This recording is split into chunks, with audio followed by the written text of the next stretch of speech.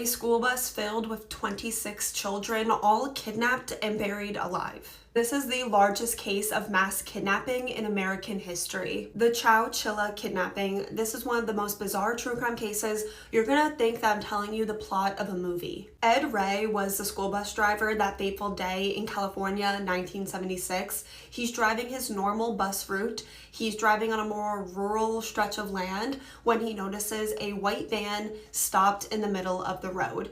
Thinking that maybe they're experiencing some kind of car trouble, he pulls over to try and help them, and that's when two men get out of the van. They have nylon stockings over their heads and they're carrying large weapons, and they start approaching the school bus. Ed has 26 children on his school bus, ranging in ages from 5 years old to 14 years old, and he's terrified if he makes one wrong move that these men are going to open fire on all these children. So for the time being, he complies with whatever they say. The two men hijack the school bus and begin driving it away, while a third kidnapper is following behind them in the white van. They drove to a secluded area, and that's when they loaded the 26 children and the school bus driver Ed into two vans, and then they drove those vans 12 hours. And the back of the vans are completely boarded up, so they're in these vans for 12 hours in total darkness. Can you even imagine the fear and confusion? Ed is the only adult in the situation, trying his best to be responsible for 26 children,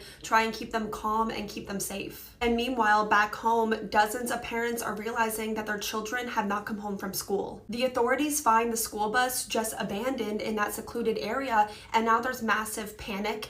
Everyone knew about this for miles. Could you even imagine 26 children and their bus driver just all vanishing into thin air? And the phone lines are absolutely being blown up with hundreds of calls. People are calling in with tips or theories. The media is calling. Concerned family members and community members are calling. The phones are ringing off the hook. Meanwhile, the children and Ed have been in the back of this van driving for 12 hours. They're taken over 100 miles away from home. And then the van stops. And the three men, they come, open the door, and they take Ed, and then they slam the door.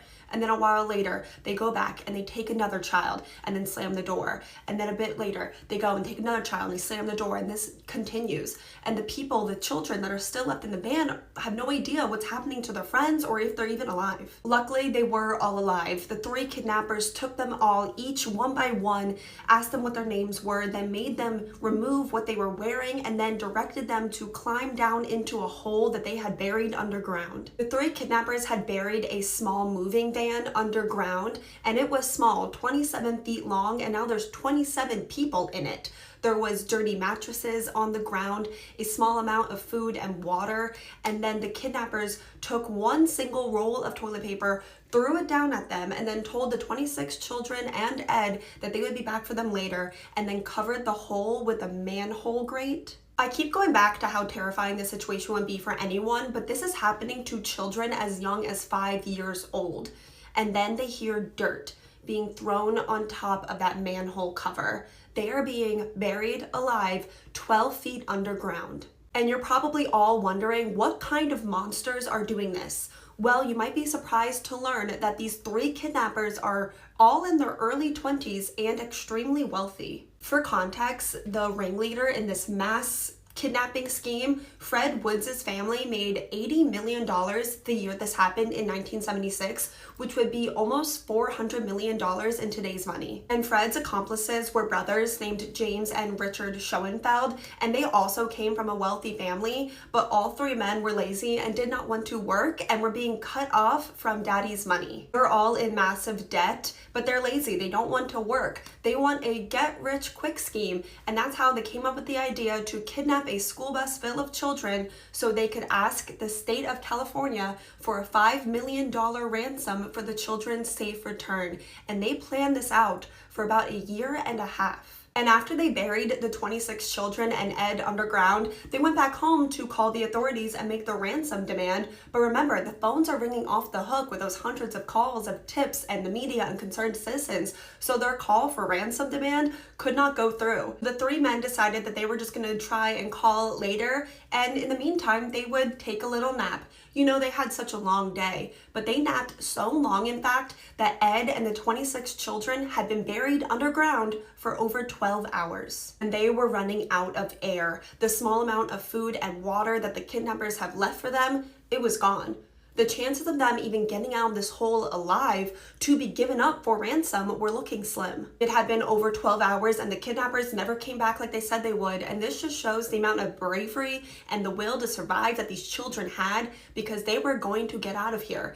They began stacking those mattresses that were thrown on the ground on top of each other, and then started to stand on each other's shoulders so they could reach that manhole cover 12 feet above them. The oldest of the children was a 14-year-old boy named Michael Marshall, and he was able to kind of wiggle the manhole a little bit. So Ed, the bus driver, he climbs up and he holds it open to him just a little bit so that Michael was able to go in and wedge a piece of wood so he's able to wiggle the manhole actually off. The kidnappers had also put a heavy wooden box on top of the manhole, so 14-year-old Michael starts bashing at the wood and tearing at it with his bare hands until 16 hours after they were first imprisoned, he sees sunlight. 14-year-old Michael has just freed them.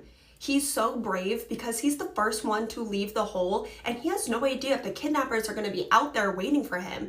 And then Ed lifts each child one by one to Michael until they're all free. All 27 of them are outside of the hole, and now they're looking around and they're in the middle of nowhere. There's just rolling California hills surrounding all of them. They're in this like mining area. They actually have been buried under a rock quarry, and there was an employee at the rock quarry that was about to go home. His shift was over, and he sees these 26 children and Ed just wandering around and realizes that they are the kidnapped children that everyone's been talking about. And when Dumb and Dumber finally wake up from their nap, they see on the news that, oh, all our kidnapping victims have been found alive. They tried to flee the country. It was actually extremely easy to identify that these men were the ones who did this, because the rock quarry that they were all buried under, it belonged to Fred's father, and Fred had been seen by multiple employees digging holes at the rock quarry, and since Fred really only hung out with the Schoenfeld brothers, they were easy suspects. And their homes were just filled with evidence, including all of the kidnapped children's names just written on a fast food bag. They found a draft of the ransom letter, and then they also found a document just titled Plan that documented and described all of their plan in a lot of detail. All three men were eventually brought into custody and charged with 27 counts of kidnapping and 5 counts of kidnapping with bodily harm. A lot of the children were actually brave enough to testify and face their kidnappers, and all three men were found guilty of all charges and sentenced to life in prison without the possibility of parole. But all three men were able to successfully appeal the bodily harm charges because, technically they didn't beat them or anything. But all, or at least most of the children and Ed suffered with lifelong PTSD, trauma, anxiety, on top of the fact that they almost died down in that hole and they had to fight their way out to survive.